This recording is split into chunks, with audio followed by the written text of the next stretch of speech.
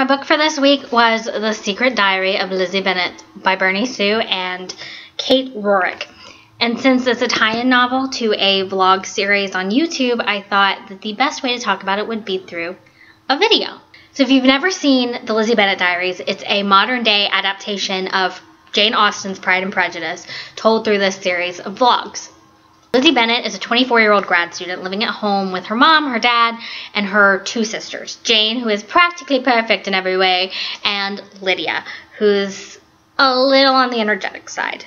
One of the overarching themes of the vlogs is how Lizzie constantly misunderstands her younger sister, Lydia.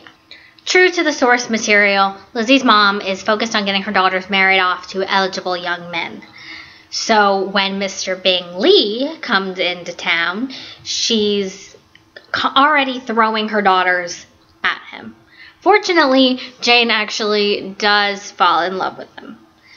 Unfortunately, this means that Lizzie is in constant contact with Bingley's best friend, William Darcy, who doesn't come off well in his first impression. So the story is how Lizzie and her pride and her ability to jump to the worst conclusion about people is challenged over time as she grows and learns to actually see people for who they truly are.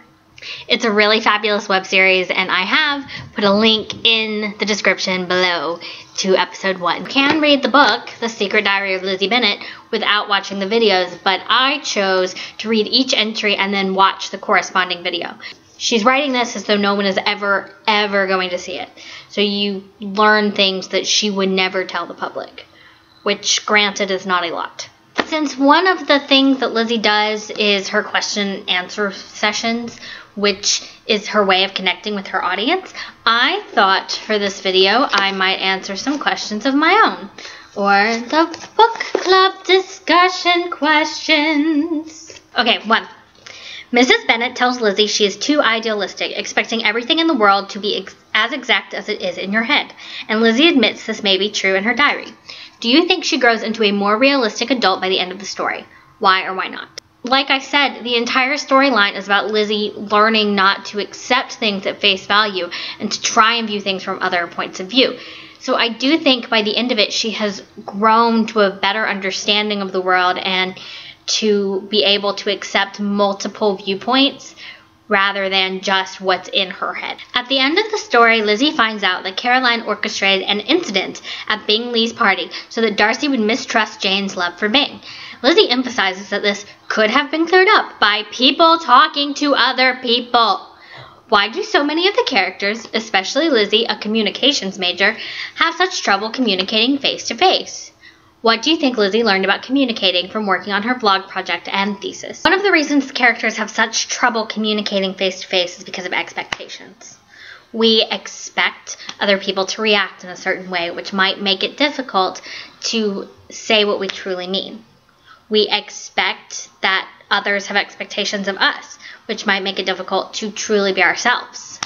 And we often have an unrealistic expectation that people understand our intentions and where we are coming from when they don't. They're not inside our heads. They don't get to see the context. And it's so much easier for Lizzie especially to communicate to the internet because even though she does get feedback, it's still very one-sided. She doesn't have to deal with the pressure of how someone is going to push back against what she's saying. One of the things that Lizzie and the other characters learn over the course of the year is that communication is a two-way street.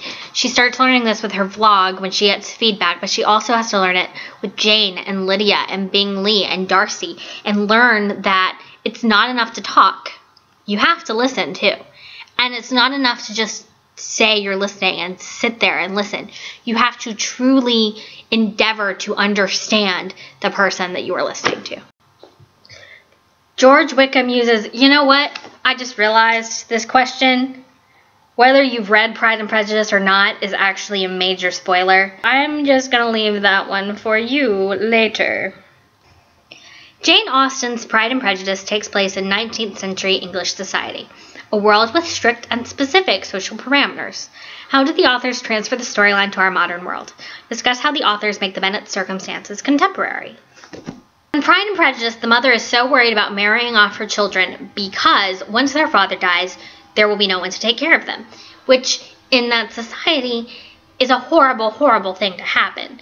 They'll lose their home because it goes to the next living male relative. They won't have anywhere to live. They won't have any income.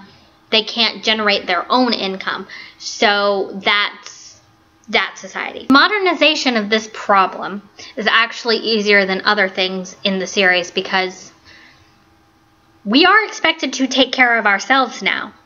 And with the mountain of student loans that Lizzie has taken on, the pressure is even greater, especially when her mother and father start experiencing financial trouble of their own.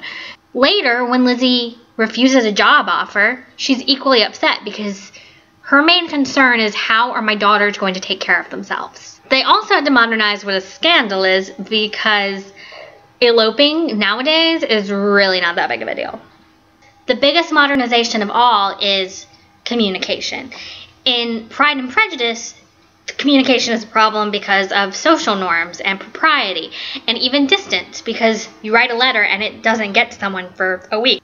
In the Lizzie Bennet Diaries, the problems of communication are a lot more selected.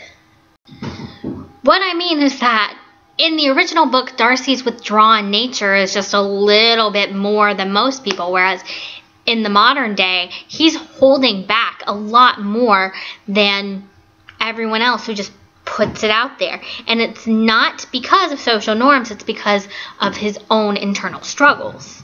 The same thing with the communication problems between Bing and Jane, or even between Lizzie and Lydia. At that point, it's completely and totally their own fault. There are moments where they are willfully ignoring one another, where they are purposefully trying to build that wall so that they don't have to communicate.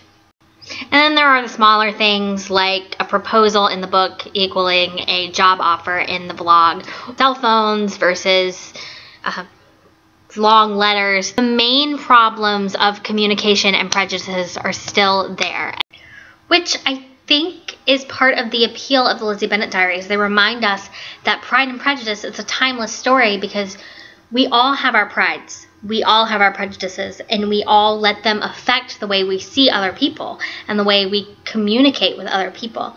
It's all about learning to see things from other points of view. It's also, and this is the point about the Mr. Darcy fantasy that I really want to emphasize, about taking criticism where it's deserved. The thing with Mr. Darcy that all the girls like isn't that he's broody and he's so mysterious. It's that Lizzie tells him what she thinks is wrong with him.